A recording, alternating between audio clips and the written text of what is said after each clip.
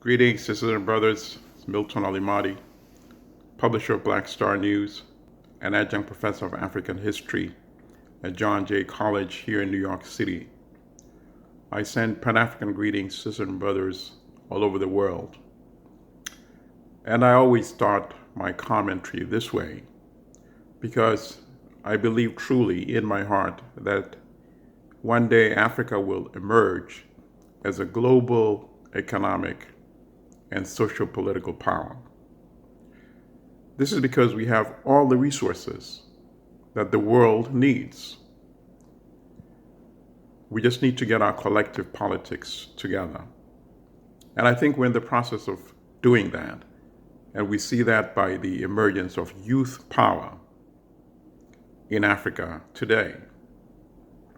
So today I want to make a few comments once again on the safe return on Thursday to Uganda of Bobi Wine, Robert Kyagulanyi, Member of Parliament who returned from the United States after receiving treatment for the torture he and other members of Parliament, former Member of Parliament, and many dozens of their supporters suffered in Arua by dictator Museveni's Special Forces Command, which reports to his son, General Muhoozi Kainerugaba. I want to make special commentary to members of the armed services and the police forces in Uganda. By and large, the return of Bobi Wine was successful. It was relatively peaceful. But we saw acts of gross violence by members of the police forces yesterday.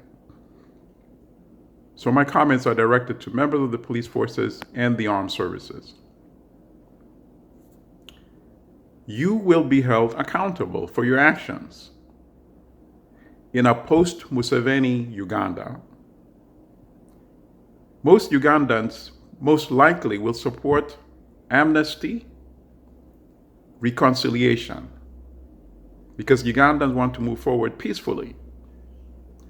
But who is going to support amnesty for any members of the armed forces, the police, and the security services that are still brutalizing sisters and brothers in Uganda at this late hour of this fading regime? So that is why it is in your best interest to stop brutalizing sisters and brothers in Uganda. General Museveni cannot survive without the support of the major countries that's been supporting him for 32 years, and that's the United States and Great Britain.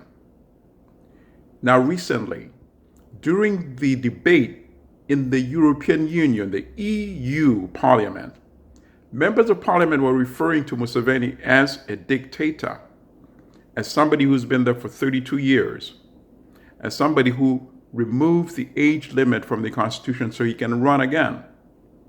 At least two of the members of Parliament, the EU, seemed to suggest that they did not believe that it was legal anyway, implying they believe the age limit technically still exists, which would still support the argument we've been making all along.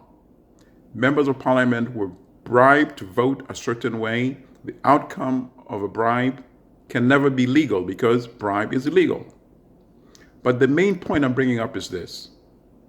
The EU has made it clear that from now on, any development assistance to Uganda will be based on respect for democracy, human rights, freedom of assembly, freedom of speech, how media are treated, and investigating the Arua atrocities, and the murder of Yasin Kawuma, the driver of Bobi Wine. Similarly, 5 members of the US Senate echoed the same statement. And this is critical because it was a bipartisan group, Democrats and Republicans.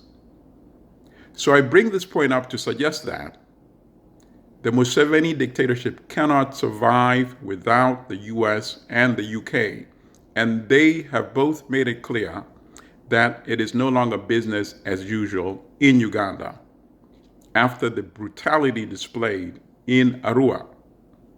It means the regime is eventually on its way out. And all Ugandans look toward building a peaceful, prosperous Uganda where everybody is treated equally, including members of the armed services and the police and the security services. But in order for this to be accomplished, it means you must stop brutalizing sisters and brothers in Uganda. You've had more than enough warning. Sisters and brothers in Uganda, on the other hand, please take photographs, take videos, and keep posting this information, because at some point they will all be held accountable. So those are the comments I wanted to make today, sisters and brothers. The youth are emerging. The youth are unstoppable in Uganda and in Africa. It is indeed people power. It is indeed our power.